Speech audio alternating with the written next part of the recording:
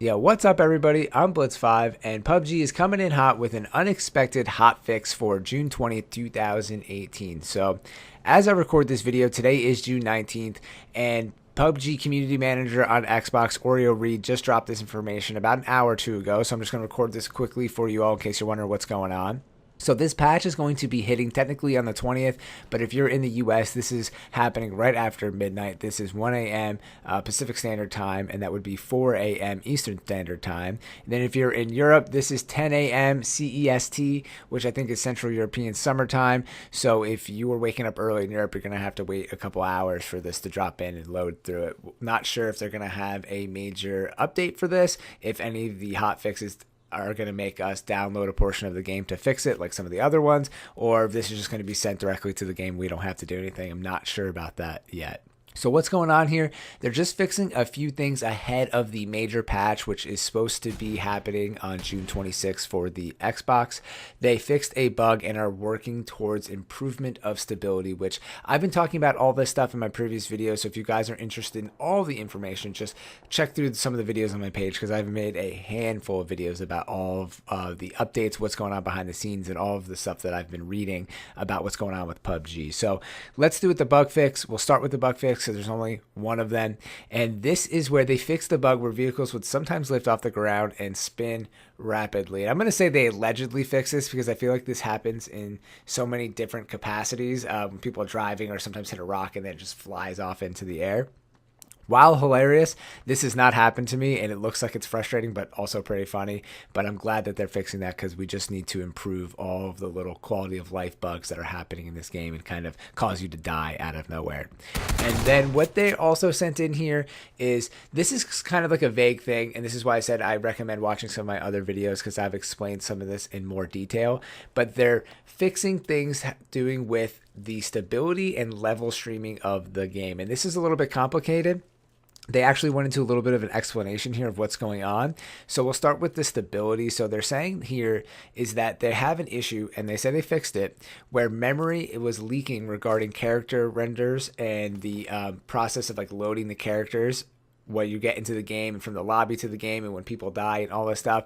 So what's happening here is that they're saying is when you load into the lobby, then you have to load into that loading screen and then load into the game. And the Xbox needs to kind of dump that memory, right? Once you're in the game, it doesn't need to remember that you were loaded in that area where you just punch each other in the pre-lobby, right? But unfortunately, sometimes the game would keep that, and that's called like caching your memory. You've probably seen that when you're like online. If you're in your web browser, you can clear the cache, and it kind of like drops all that information off, because it's trying to save that for when, say, you go back to xbox.com. If you just type X, it will reload xbox.com, because it knows that's where you want to go, right? Or it will autofill xbox.com by just typing X. But sometimes you don't need that information, and that can really bog down a system. And in this case, for PUBG, they really don't have the capacity to be loading any of this extra stuff, because the game is struggling so much right now with everything that needs to be loaded. So apparently they fixed this, and this enables the Xbox to forget all of that previous information and should cause less crashes. But this happens in so many different capacities, I guess, when people are dying here. I guess if someone dies next to you and you didn't even shoot them, say they died within like a 1 kilometer radius of you, and if they stated this in the game, you're really loading things within a 1 kilometer radius of you. If someone dies, say they're 900 meters away, or two people die in a buggy and they're going right to the lobby screen, the game is loading that, and your game is getting a part of that on your Xbox. So if your Xbox is already under a lot of stress at that moment, that's why, or could be one of the reasons why we're crashing, which to me is kind of fascinating, because there's so much stuff that goes into this game, or any video game for that matter.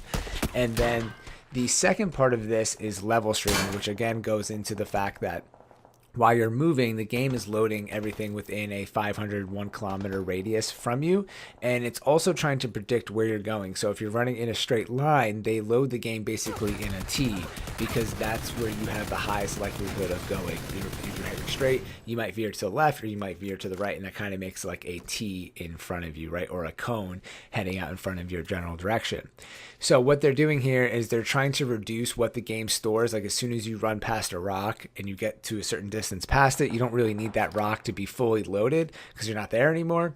So they're trying to prioritize and organize the way that the Xbox loads this and dumps that data off. So really, Both these things here having to do with kind of a similar thing here is it's just prioritizing how the Xbox loads everything when you're dealing with one giant map and 100 different players and a lot of different things happening simultaneously in the same area. So this seems to be the biggest issue. I wish, they probably would have a good time if they consulted with some other publishers like GTA who have done these massive games online, or even someone from like World of Warcraft who has experience with 1 million players in one area. There has to be better ways for systems to load this kind of stuff. So hopefully they'll get some new people on their team, and especially on the Xbox, because that's where they need the help the most. So anyways, this is what's happening. Stay tuned for the latest update that's happening on June 26th. I'll make a video about that as soon as it happens. And as always, thank you all for watching. I'm Blitz5, and peace out.